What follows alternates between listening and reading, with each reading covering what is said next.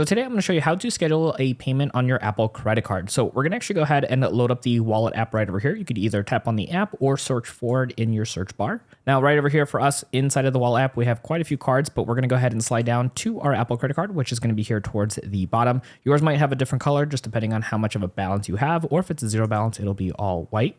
So we went ahead and clicked right over here, and you can see we currently have a balance of $9.55. Now over here to the right, you're going to see where it says no payment currently due. But if we go ahead and click on this little section or the checkbox right over here, that's going to take us to this section right over here. So now here on this screen, it's going to ask you how much you want to go ahead and pay. Obviously, we just got a small dollar amount here today, but you can go either switch and toggle through this over here to choose an amount, or you can go ahead and tap right over here in the center, and you can go ahead and type in the amount you actually want to pay. So if you just want to do $8, for example, you can go ahead and do that.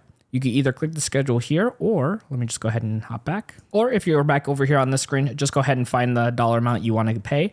And then from here, we're going to go ahead and click on the word schedule. Now from here, a pop-up menu comes up and you're going to see where it says one-time payment. Go ahead and click on this. And depending on when you are planning on paying this, there are only going to be a set number of dates here for you, but we're going to go ahead and choose the last date here, which is Friday, October 31st.